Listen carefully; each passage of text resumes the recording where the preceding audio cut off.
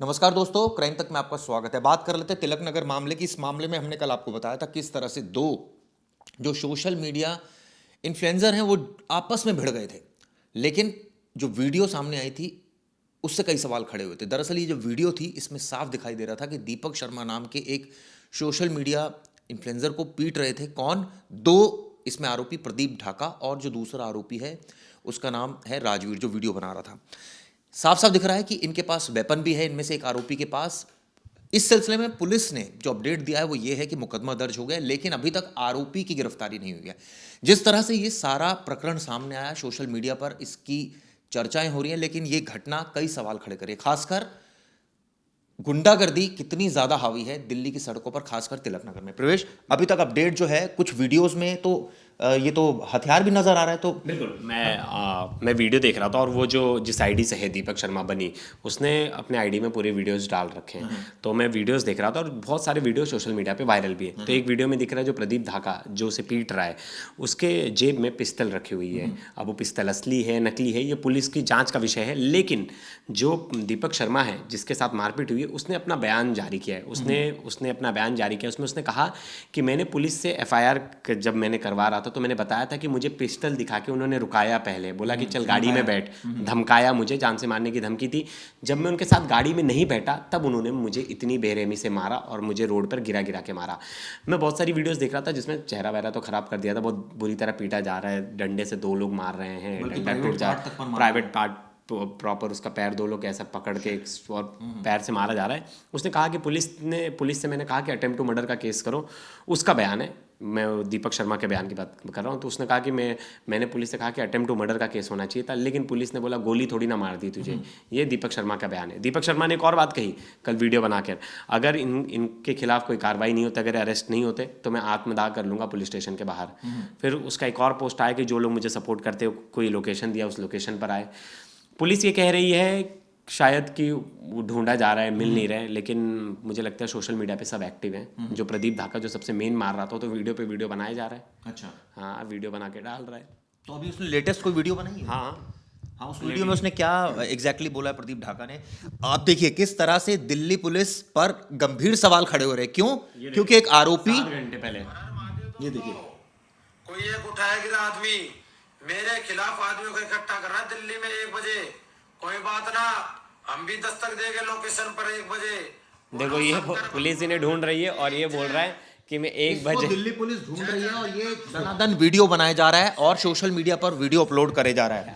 ऐसे आरोपी के खिलाफ कार्रवाई क्यों नहीं हो रही? क्यों दिल्ली पुलिस अभी तक इस मामले में मौन साधे हुए? सवाल ये उठता है कि एक वीडियो वायरल हुई, उसमें दिख रहा है किस तरह से तिलक नगर में दीपक शर्मा को पीटा जा रहा है। उसके बाद आरोपी ये जो अभी हमने वीडियो दिखाई, पुलिस कह रही है ये मिल नहीं रहा है, इसको ढूंढ रहे हैं। सवाल ये उठता है कि ढूंढ रहे हैं इसको, ये तो वीडियो पर वीडियो बनाया जा रहा है।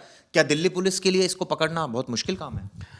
पकड़ना मुश्किल काम है कि पकड़ने की चाह रखते हैं या नहीं। बहुत सारी इस पे ट्विटर पे बहुत सारे लोगों ने वीडियो डाला और बहुत सारे लोग कह रहे हैं कि दिल्ली पुलिस इसे नहीं पकड़ेगी। हाँ, हमने कल ही कहा था कि दिल्ली पुलिस वालों के साथ ही उठना बैठना है तो पुलिस क्यों एक्शन लेगी।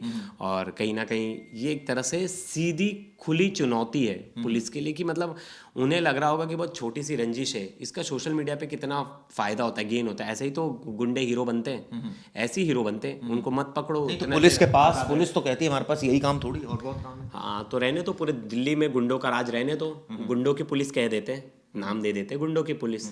क्योंकि अगर दिन दहाड़े गुंडागर्दी हो रही है, किसी को मारा पीटा जा रहा है, उसमें अरेस्टिंग नहीं हो रही है, उसमें जो मुख्य आरोपी है वो खुलेआम पुलिस ढूंढ रही है, पुलिस तो वो वीडियो कैसे बना रहा है? चिराग जी उसका जवाब दीजिए, वीडियो कैसे बना रहा है? ये मजाक नहीं है, ये दिल्ली पुलिस पर मजाक है। मुझे लग रहा है ये बात सीपी सर तक पहुंची नहीं है और मुझे लगता है उस देखना चाहिए उनकी इमेज कितनी हार्म हो रही है दिल्ली पुलिस की। मैं तो उनको तो कुछ फर्क नहीं पड़ता जो लोग सोशल मीडिया इन्फ्लुएंसर है, क्योंकि उनकी इसी से रोजी रोटी चल रही है, भौकाल चलता रहेगा, गुंडागर्दी करते रहेंगे तो ऑल फॉलोअर्स आएंगे उनके, उनका तो खर्चा पानी। लेकिन दिल्ली पुलिस के खिलाफ कितना गलत मैसेज जा रहा है कि इतनी बड़ी वारदात हो गई, इतनी बीच चौराहे पे ऐसे बुरी तरह किसी को मारा पीटा गया, उसके बाद वो कंप्लेंट कह रहा है, वो कह रहा है मैं खुद को आत्मदाह कर लूंगा। तमाम तरीके सवाल ये उठ रहा है कि एक आरोपी सोशल मीडिया पर अपना प्रचार करे जा रहा है, लगातार वीडियो बनाया जा रहा है और दिल्ली पुलिस को वो मिल नहीं रहा है।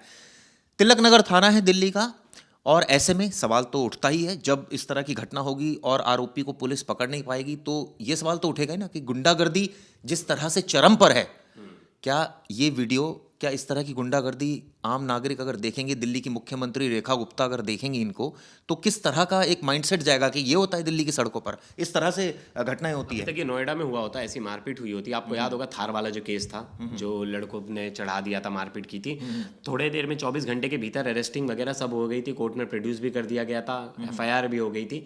तो उस तरह की तेजी दिखाती है पुलिस। और यहाँ तो ट्विटर पे मैं देख रहा हूँ कम से कम बहुत सारे लोगों ने, 100 लोगों ने कम से कम ट्वीट, हर मीडिया चैनल्स ने इस पर खबर चला दी, सब कुछ। पुलिस के कान पे जू नहीं रेंग रही। अब उसका क्या रीज़न है? पुलिस इसे अगर छोटा मोटा झगड़ा समझ रही है तो पुलिस को हाथ जोड़ते भाई, फिर किसी नहीं तो हो सकता है कि नहीं ये भी हो सकता है कि पुलिस को लग रहा हो कि ये छोटा मोटा झगड़ा है, आरोपी इस तरह के झगड़ों में खुद ही आ जाता है आरोपी कई बार पकड़ में। कई बार ऐसा होता है कि उसके ऊपर प्रेशर टेक्निक बनाई जाती है, कोर्ट से बेलेबल वारंट लिए जाते हैं, नॉन बेलेबल वारंट लिए जाते हैं।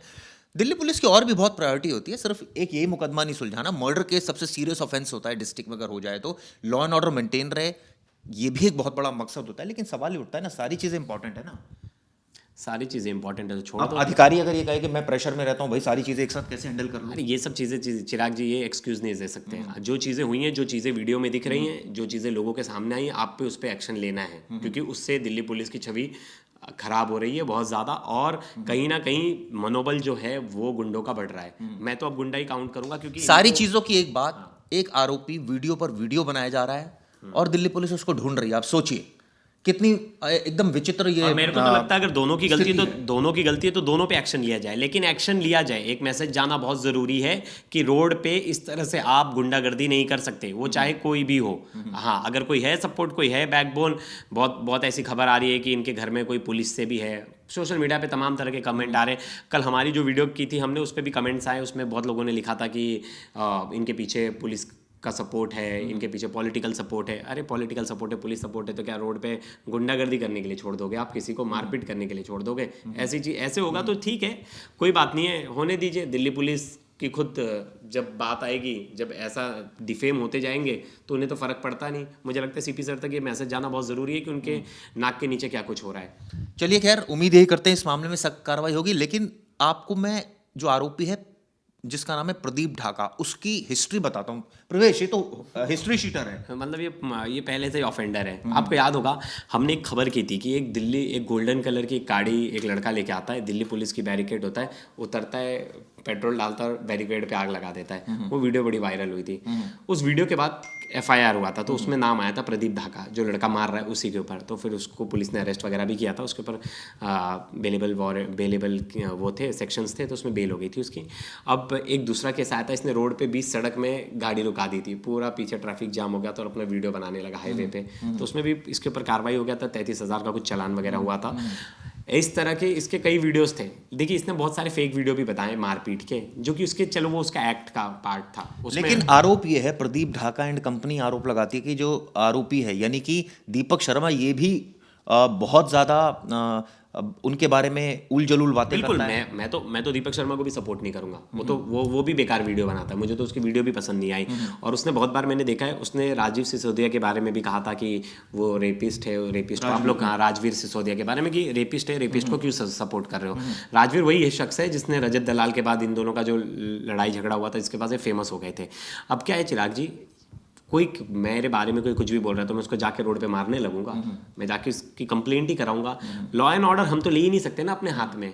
हाँ, दिक्कत ये है कि ये छोटे छोटे जब अपराधी छोटे छोटे अपराध करते हैं और जब इनको पुलिस ये कहती है कि पकड़ लेंगे, तो यही अपराधी या उनको पकड़ नहीं पाती, धीरे धीरे ये सेटिंग करते हैं, धीरे धीरे ये बड़े अपराधी बनते हैं, फिर नाम बड़ा होता है, फिर इनको एक तरह से कहा जाए बड़ा किया जाता है, ये खुद ही बड़े हो जाते हैं और उसके बाद ये इस तरह की घटनाओं को अंजाम देते हैं। और फिर एक टाइम ऐसा आता है कि यही लोग गैंगस्टर बन जाते हैं। बिल्कुल बिल्कुल। ऐसे थोड़ी कोई गैंगस्टर कैसे बनता है कोई, कि धीरे धीरे उसने एक क्राइम किया, दूसरा किया, कानून का उसको डर खत्म हो गया उसके मन से, दुस्साहस बढ़ गया, उसके ऊपर स्ट्रिक्ट एक्शन नहीं हुआ, और धीरे धीरे इससे मैसेज क्या जाता है मैं आपको बताता हूँ। इससे मैसेज क्या जाता है, जो सोशल मीडिया इन्फ्लुएंसर है जिन्होंने मारपीट की है, हम तो क्राइम कवर करते आ रहे हैं चिराग जी, आप भी कितने साल हो गए क्राइम कवर। ये जब बाहर आते हैं ना तो देखा, मतलब ये पकड़ा ही नहीं तो देखा किसी ने पकड़ नहीं पाया, तो और दूसरे लोग और डरने देखा 2 दिन में बेल हो गई। हाँ, और दूसरे लोग डर जाते कि अरे यार इतना मारपीट करने के बाद, इतनी वीडियो वायरल होने के बाद पुलिस के कान में जू नहीं रेंग रही, पुलिस अभी तक अरेस्ट नहीं कर पाई है। हाईटेक पुलिस है, दिल्ली की हाईटेक पुलिस है। नहीं, सवाल ये उठता है कि अगर आने वाले वक्त में यही जो छोटे, जिसको क्रिमिनल कहते हैं, ये बड़े क्रिमिनल बन जाते हैं, तो फिर ऐसे में ये पुलिस के लिए सरदर्द हुआ था। उस समय मकोका उनके ऊपर लगाया जाता है, उनको और स्ट्रिक्ट एक्शन लिया जाता है। अगर अभी से स्ट्रिक्ट एक्शन ले लिया जाए तो मुझे लगता है कि इस तरह की एक बड़े वारदात होने से बच सकती है। पहली बात, आरोपी की जो वीडियो उसमें साफ नजर आ रहा है उसके जेब में हथियार है। आर्म्स एक्ट, क्या दिल्ली पुलिस जवाब दे? आर्म्स एक्ट का केस दर्ज हुआ है क्या? उसके पास जो रिवॉल्वर थी वो लाइसेंसी थी या गैर लाइसेंसी थी, ये पता किया जाना चाहिए। दूसरा, ये जो आरोपी है, ये वीडियो पर वीडियो बनाया जा रहा है और पुलिस इसको ढूंढ रही है। कितनी विचित्र बात है, आप सोचिए कि इस तरह की परिस्थिति अगर पैदा होगी तो सवाल तो खड़े होंगे ना कि पुलिस का काम सिर्फ ये भी है कि मर्डर केस को भी सुलझाए और इस तरह के केसेस को भी रोके, ताकि जो अपराध है वो उस पर अंकुश लगे। लेकिन एक और बहुत बड़ी वजह है, वो ये है कि दिल्ली पुलिस पर बहुत बर्डन है और दिल्ली पुलिस जो आईपीएस ऑफिसर से लेके जो उनके सबऑर्डिनेट ऑफिसर्स हैं, बहुत ज़्यादा प्रेशर है। तो कहते हैं अब इतने प्रेशर में एक आध काम ठीक है टेढ़ा मेढ़ा हो गया या बाद में अरेस्ट हो गया तो कौन सी देखिए, हम वो जस्टिफिकेशन तो लेने नहीं बैठे, वो अपने सीनियर्स को ये जस्टिफिकेशन थे। अगर मेरे से आज कोई एक न्यूज़ रुक जाती है। अच्छा चलिए, मेरे एक सवाल का जवाब दीजिए। मैं तो अधिकारियों से पूछता हूँ, अगर ये इस खबर पर दिल्ली की मुख्यमंत्री रेखा गुप्ता ने अगर ट्वीट कर दिया या पूछ लिया जॉइंट सीपी से, डीसीपी से, सीपी से, फिर क्या होगा?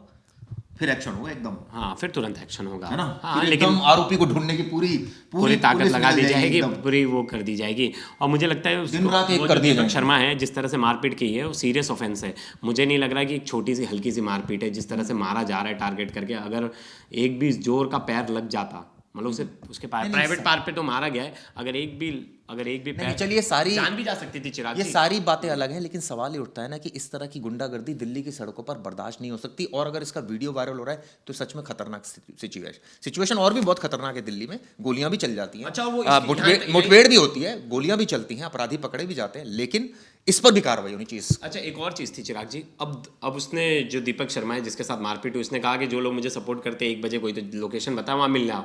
उस पर दूसरा भी वीडियो बनाता है प्रदीप झाका, जिसे पुलिस ढूंढ रही है। हाँ, प्रदीप झाका वो भी वीडियो बना के बोलता है 1 बजे मैं भी पहुंचूंगा उस जगह पे। मतलब क्या कॉमेडी है यार, कॉमेडी। मतलब दिल्ली पुलिस के सामने कॉमेडी हो रही है और कॉमेडी सब देख रहे, एंजॉय करो, एंटरटेनमेंट चल रहा है, पूरा मजा लो। चलिए, कोशिश और हमारा जो उद्देश्य है वो यही है कि सच बोलना और ये बताना कि इस केस में भी पुलिस को सीरियसनेस दिखानी चाहिए। ऐसा ना हो कोई सीनियर अधिकारी बोले या ऐसा ना हो कि दिल्ली की सीएम इस पर कुछ एक्शन लेने की बात कहे, तब हो सकता है कि कार्रवाई एकदम त्वरित होती है। तब ये भी अधिकारी गाय बगाहे कहते हैं कि अब क्या करें, ऊपर से प्रेशर आ गया, अब तो करना ही पड़ेगा। अरे ऊपर से प्रेशर क्या होगा, तो पहले कर लीजिए। चलिए, ये वीडियो आपको कैसे लगी बताइएगा। धन्यवाद।